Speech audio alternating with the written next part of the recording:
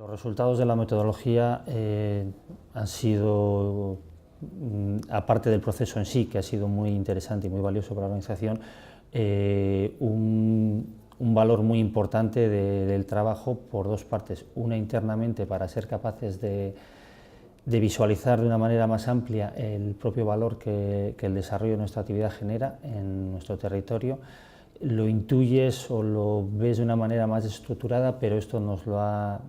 hecho ver internamente de una manera más organizada, y de cara al exterior nos permite presentar de una manera más organizada, más compacta, el total de la aportación de nuestra organización en el territorio. Antes siempre recurríamos a unas presentaciones, una serie de mensajes que íbamos tratando de enganchar. Esto nos da una foto global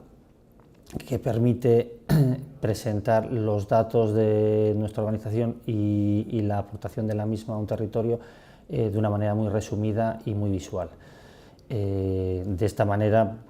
las relaciones con las propias administraciones, con otros grupos de interés, con las familias en nuestro caso, con otras actividades empresariales,